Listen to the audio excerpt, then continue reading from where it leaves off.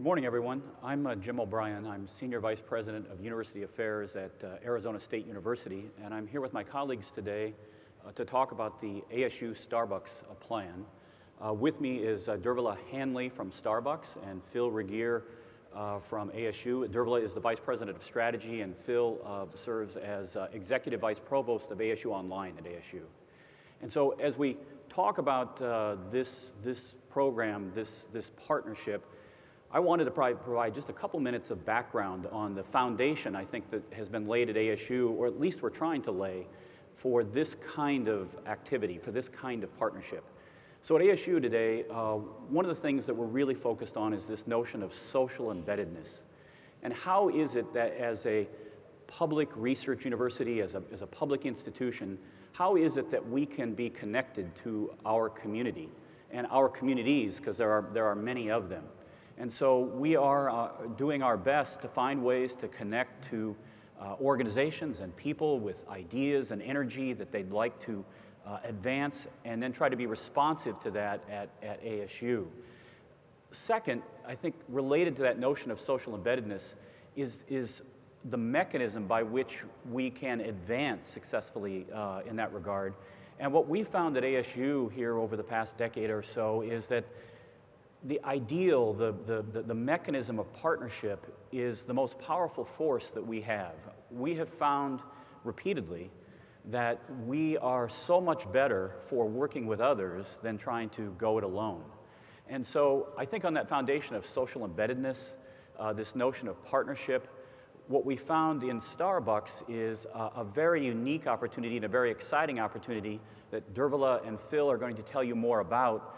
And what I hope this represents for you is a case study in partnership for ASU, and hopefully a case study that will be useful and interesting to you as you consider your own organizations and you consider ways of advancing your agenda in Arizona. And so with that, I'll turn to Dervala and Phil. Good morning, everybody. Has everybody had enough coffee? That's the main thing. I'm here from Starbucks to tell you what we in the business world learned about fearless partnership from my friends here at ASU. And I'm also here to tell you what we in Seattle really came to love about working with Arizona. And there was more to it than just sunshine in January. But let me tell you just a little bit more about the program beyond what you've seen in the video. So let me just tell you a little bit more about the partnership itself, what we were trying to do. Essentially, if you work at Starbucks, if you're one of the 135,000 people who work at Starbucks in the US, you can now do a bachelor's degree through ASU's online degree program. If you're a junior or a senior, you get full tuition coverage all the way to graduation. If you're a freshman or a sophomore, there's an on-ramp with a substantial tuition reduction and some college financial aid in there as well. And you can do any degree, so you can do any of the 40 degrees that ASU offers, so electrical engineering, psychology, business, and there's no obligation to stay at Starbucks when you finish. So like ASU, as they see their students, we kind of want them to go on to great things, whether it's with Starbucks or not. So why did we even start with education in the first place? This, by the way, this is Allison. She's a shift supervisor in Bonneville, Washington. She's great. Starbucks as a business is unusual in that we're one of the very few global businesses that actually still makes money putting human beings face to face. Most companies do that with, trying to get you to look at a screen or to sit behind the windshield of their cars. But we actually, that's our business. And what that means is we've got to be able, for our customers, the face of Starbucks is not Howard Schultz, it's the barista who makes your latte in your local store. And so our business depends on being able to hire these really bright, emotionally engaged people who can create a connection. That is fundamental to our business. And for our customers, we can do all kinds of corporate social responsibility activities, and we do. But the one that they actually care about the most is, are you taking care of the people who are taking care of us? So anything we do in that dimension is actually a really good business investment from our perspective. And as you saw from just the stories of some of the young people who work at Starbucks today, we employ a generation that has been hit really hard by a recession. And as we talked to them, it was really apparent that the biggest thing that we could focus on as we were trying to do something new was around education. So back in 1987, Starbucks was one of the first companies, I think, to offer healthcare to part-time workers, which at the time was considered very radical and very risky, and why would you do that? And of course, many, many, many companies have followed suit ever since then. About a year ago, we were sitting down and saying, what's the equivalent now? What's the equivalent kind of big move for this generation that will continue to allow us to attract and keep these really bright, emotionally engaged, fantastic people that our business absolutely depends on? And we also thought, or hoped, that online education had kind of reached a point, finally, where it was good enough to be a fantastic option for young working adults, which is basically what Starbucks employs in about 50 states. So we went out and we looked for a partner. And I went out and I talked to many universities, did a lot of research and talked to many, many universities, and was actually surprised to figure out how few were really kind of ready for prime time in online education. The sector is still very dominated by the famous for-profits who have large, marketing budgets to attract students, and that's not really what we were looking to do. But when we talked to the state universities, to the state colleges, to the public colleges, to the not-for-profit colleges, many of them told us that they really, really wanted to be into it, but they weren't, they only had a couple of degree programs ready, or they were kind of still getting their feet under them. So we came up with a short list, which was a very good short list, but it was a very short list. And it was really apparent when we started talking to ASU that they were so different to everyone else. Everyone that we talked to at ASU was super clear on what ASU was trying to do in the world, and it was a really big idea. They weren't talking about the endowments and the football team and the faculty's research interests and all that kind of stuff. They were talking about what ASU wanted to do in the world. And what we took away from what they, in our early meetings when they would just all describe this so consistently was they wanted nothing less than to transform higher education so that your parents' zip code was no longer the biggest determinant of whether or not you got a college degree, which it is today. And they also wanted to do this at a scale that gave America some chance of meeting these incredibly ambitious higher education goals. We're supposed to have 8 million more college graduates by 2020. I mean, that's just humongous. And ASU was this college that was talking about, all right, if that's what the country's supposed to do, how are we going to take on our part of that, and how are we going to drive for that? So they were trying to do this at a big scale. And they were also trying to do it with an insistence that that was absolutely no reason to compromise quality, in fact, the reverse. And they were also, at the same time, saying, we also want to change what we're teaching itself so that it's actually designed and aligned around the challenges that this generation is going to have to solve for the world instead of the faculty's research and interests, which is how universities are traditionally organized. So they had their Department of Space Exploration or their Center for Sustainability, and we're designing courses around those things. And we were just blown away. We just thought, this is amazing. Who knew that this was how they think?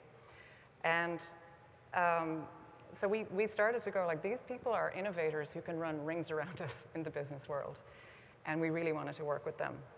So on our very first visit, they took us to, so that's really why we picked ASU.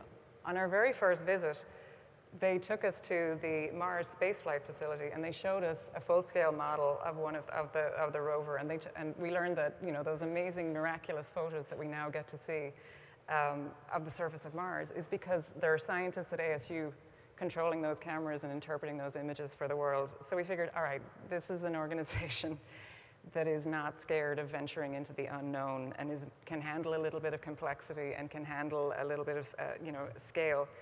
And we share the same values. So it was a no-brainer to choose ASU, and kind of in tribute to how impressed we were, we gave the project the internal project name, Project Rover, for the spirit and the opportunity and the curiosity that they were bringing to this work. We quickly learned actually that one of ASU's real superpowers was around partnership itself. They were just really good at setting up partnerships, making partnerships work, getting stuff done through partners, and that's actually much harder than it seems. They actually taught us a lot about how to make partnerships effective and how to come together and do that kind of stuff. They were prepared given their ambitions for what they wanted to do in higher education, they were absolutely prepared to work with any kind of organization that wanted to transform access to high quality education. And so they knew how to work with everyone from the community college system, the high schools, tiny educational technology startups, giant education companies, Silicon Valley, companies like Starbucks. They just knew how to kind of get down and roll up their sleeves with people who were coming from very, very different sectors and backgrounds and approaches and scales and all that kind of stuff. They knew how to work on a very human, face-to-face way with any kind of organization, and they already had a lot of those partnerships in place. So they knew how to prototype really fast. They knew how to learn lessons and kind of apply them and actually expose them so that others could follow them. That meant, we discovered, and here's a great lesson for any kind of organization that's trying to drive transformation, they were getting this reputation for being the place to go if you wanted to figure out if your great idea actually worked in the real world with real students and real faculty. So they were getting a first look at all of the best ideas and innovations that were out there. So they were just getting better and better the more they were prototyping and researching. And they had a leader in President Michael Crow who was absolutely adamant about pushing for scale and quality at the same time. And what we recognize from Starbucks is ASU is that kind of organization that, and I think of them as the best kinds of organizations that actually get better by scaling. They actually are forced to get better in order to achieve the kind of ambitions that they want to achieve. And, sometimes we think about it at Starbucks as like, it'd be great to do the perfect little local indie coffee shop with the perfect croissant.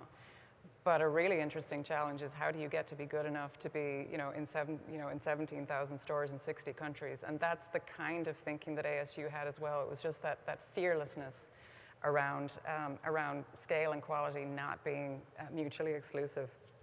I mean, who knew that ASU is now the biggest producer of Fulbright scholars in the country?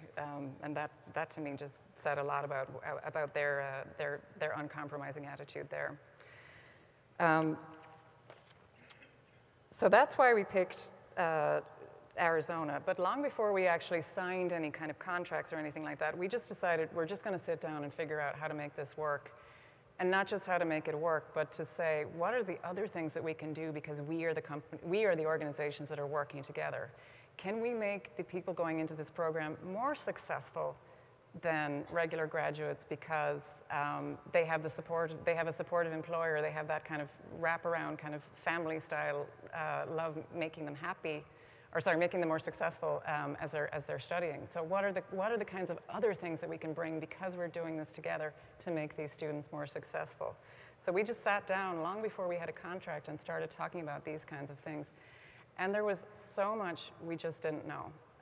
We had no idea how much this is going to cost either side.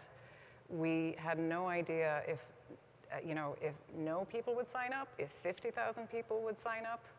We didn't know what this kind of corporate partnership would do for ASU's reputation, good or bad. We didn't know if Starbucks investors would struggle with this, because certainly there have been times in the past, in the depths of the recession, where institutional investors have asked us to drop, for example, healthcare. And here we were saying, could we roll out a multi-million-dollar program like this? But the important thing was what we did know. And what we did know was Starbucks had employees who would just make fantastic students, and we were willing to invest in them to supplement whatever they would get in their regular kind of student aid world. We wanted to do that. And ASU had this incredible program, online program built on top of a remarkable university. And Starbucks could give ASU a national platform to tell this story that we were discovering for ourselves. And we both felt we were doing it for the right reasons, which was essentially to make life a little bit fairer for a group of people who were just bursting with potential. And so we just said, all right, we're going to do it, and we worked. Over that winter, we came down to Arizona quite a bit, and let me tell you, we were very happy to do so from Seattle. We were very selfless about our Alaska Air miles coming down here in January.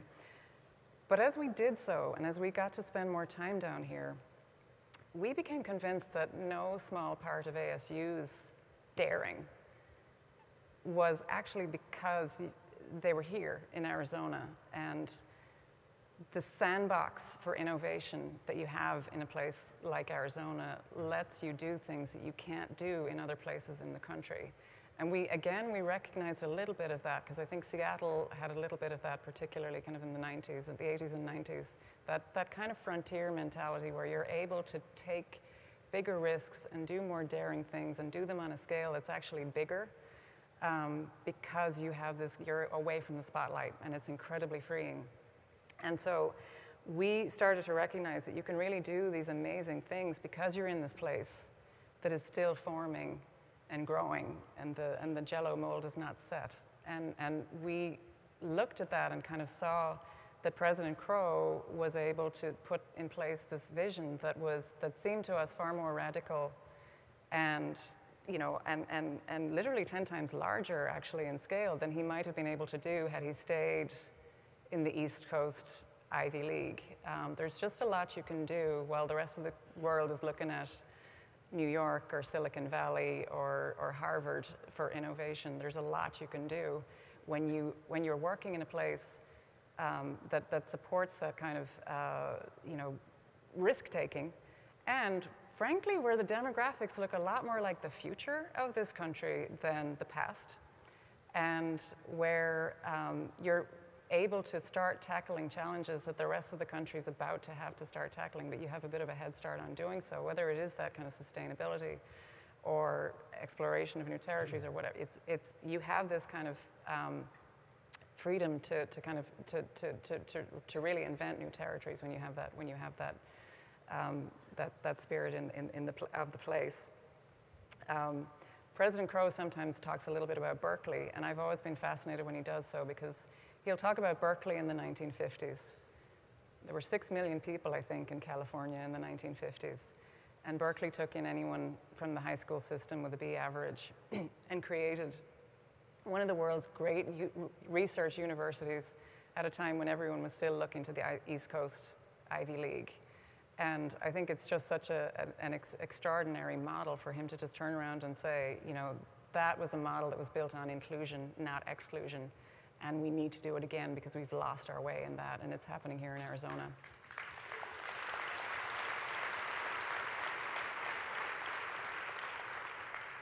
So I had the privilege of talking to his predecessor last night, Lati, which was very inspiring. And he asked me, why did I move to America?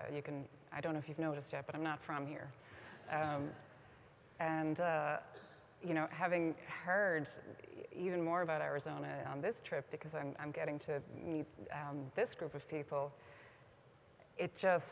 what I wanted to say was, I fell in love with a country where a question like, what does Arizona want, was not rhetorical. You actually asked. And you have this spirit of saying, all right, now we know, and how are we going to organize ourselves to create this and do this? And as an Irish immigrant, that was absolutely the spirit that I fell in love with of America, and it's right here. It's absolutely right here. And one of the great privileges of getting to work on a program like this and finding ASU and creating this partnership and creating this program was then, because Starbucks has a megaphone, was being able to then kind of let more people see what was going on. So I wanted to just close with a little excerpt from the New York Times on the day that we launched this. So Joe Nocera was going to write about a piece about, we got a lot of press for this program, and Joe Nocera was going to write a piece about the partnership and Starbucks, and we're known for, Starbucks is famous for being Starbucks and all that kind of stuff. But what Joe Nocera decided to do, and I cannot tell you how thrilled we were that this was his path, was he wrote an entire op-ed on that day about ASU, going like, yeah, Starbucks, but like, do you guys know about what's going on over in Arizona? And he literally started, was like, I hadn't realized the extent of what's going on, to which Starbucks, to which Arizona State matches Starbucks in trailblazing. Actually far outclasses it, to be quite honest. It is attempting nothing less than the reinvention of the university If this model succeeds, it offers some real hope that higher education can become, as it once was, a place that views its mission as educating everybody, not just the world's elite. You should be so proud of what's happening here.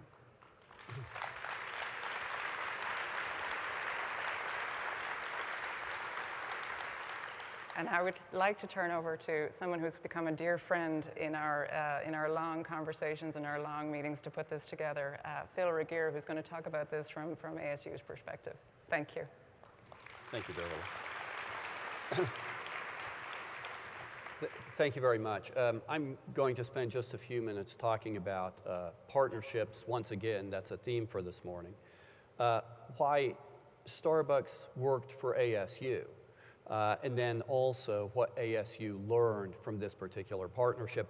And I want to take off from the same Joe Nocera article, column that Dervala quoted. That article ends, the final sentences are, Michael Crow thinks Arizona State ultimately has the capacity to teach 100,000 students online. When I asked him where the 100,000 number came from, he said, that's an assessment of what share of the country's need that we can handle. Grandiose, perhaps, but higher education could certainly use a little more such thinking. Now, I'm actually one of the people responsible for getting to 100,000. And you have to understand that we started this 5 years ago, and we had 400 students and about 4 programs. And so the question is, what gives President Crow the ability to think that we can reach, at some point in the future, 100,000 students? And the answer is, we're going to focus on partnerships. When we started this 5 years ago, we just had a few things that we wanted to focus on. Number one, we didn't want to just enroll students. We would not consider a student a success unless they graduated.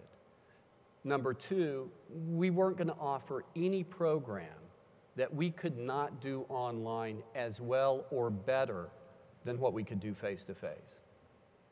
And number three, we were going to stay on the cutting edge of everything that's going on in educational technology and student services.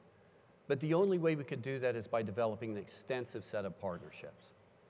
We don't think that ASU has all the good ideas in this world.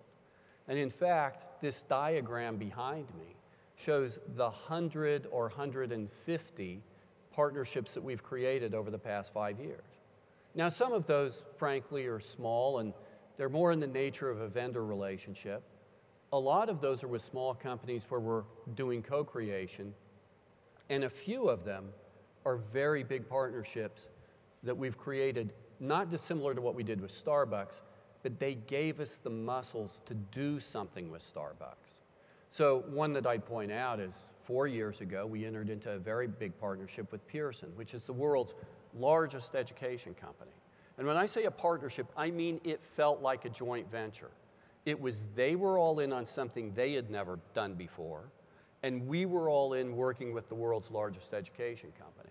And so we learned things around how to work with for-profits. We learned a lot around how to do technical integrations, which is at the core of an online program. And through that, we became more adaptable and flexible in working with other partners and with working with smaller partners as well. And so when Starbucks came along, we were ready. But before that, before we committed, before we signed a contract, we had to prove to ourselves and go through a thought process as to why Starbucks would be a good all-in partner for ASU.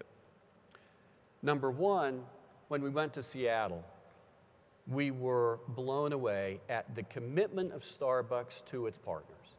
They had the same type of commitment to their partners that we have to our students. And when they talked about the College Achievement Plan, it was in the context of, we don't want to limit their choices to a particular degree program. We don't want to just enroll them and give them some college credit. We want them to graduate. And finally, the day they graduate, they can leave the company if they wish. So look, this isn't a typical tuition reimbursement plan. This requires kind of the same all-in discussion and technical integrations and work with their benefits people and their HR people and their comms people, the same type of all-in thing that we had had some practice doing before, but we did it because we had a set of shared values. The second thing that Starbucks brought us, and this is not inconsiderable, so somehow we have to get to 100,000 students, right? Well, if I went to a company in the country, a single company in the country, that could bring us a portfolio of college-ready, eager students, which one would you pick? It's hard to imagine a better company to work with than Starbucks that has 130,000 employees, 70% of whom don't have university degrees. And so they would do something for us, which is help us increase our scale, and with scale, we get better at serving the students that have committed a large portion of their tuition and a large portion of their time and a large portion of their commitment to ASU, and we want to make them successful. But then Starbucks brought something to us that we didn't have, and something that was really important. Dervala talked a little bit about the desert sandbox, which is so ideal for innovation. It is spectacular, right? But there's something else about that desert. You could think of that desert as ocean. We are an island out here. So for 12 years, ASU has been transforming itself, but we did not have a national voice to tell that story. Starbucks allowed us a national voice to tell a story that was very important. On June 16th at about 11 a.m., Howard Schultz and Michael Crow and Arnie Duncan, the Secretary of Education, walked onto a platform in New York City, and they announced the start of the Starbucks College Achievement Program. By the end of the week, 2 billion sets of eyeballs had seen something about that announcement. There were 4,000 broadcasts about it. There were 5,000 newspaper articles. ASU was mentioned in the New York Times and the Wall Street Journal and the Washington Post. Howard Schultz was on The Daily Show talking about the partnership, and Jon Stewart, to his credit, admitted that although it was his business to find something wrong with this, he could find nothing to criticize here. And later in the week, something very impressive happened at the White House, and I'll show this. Well, first of all, I just want to know how much Schultz paid you to position the Starbucks. Yeah, I'm sure Howard's catching that on television right now. They did a good thing with announcing a scholarship program with Yes. Arizona State, which I think is worth companies looking at.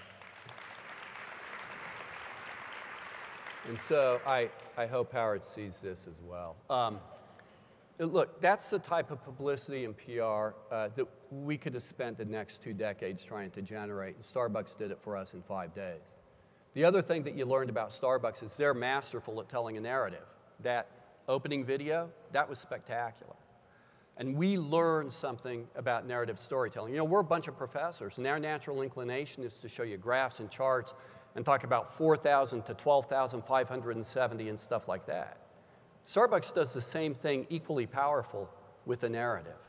And so I want to close with a story. Dervala introduced you to this barista before. Her name is Allison. And it turns out, and we did not know this the day of the launch, Allison started at Arizona State University. She was a student here for 2 years. And then she ran out of money, and her parents needed her to come back to Washington to help support them. And so she moved back to Washington. She went to work in a Starbucks.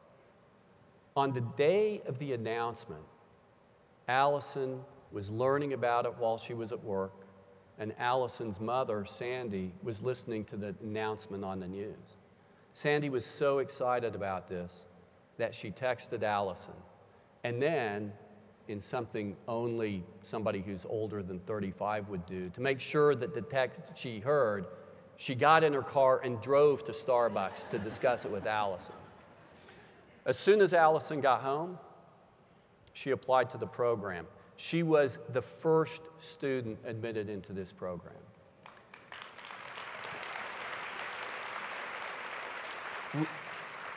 We think it is wonderful that the first student admitted to the program brings together Starbucks and ASU, Washington State and Arizona, work and education.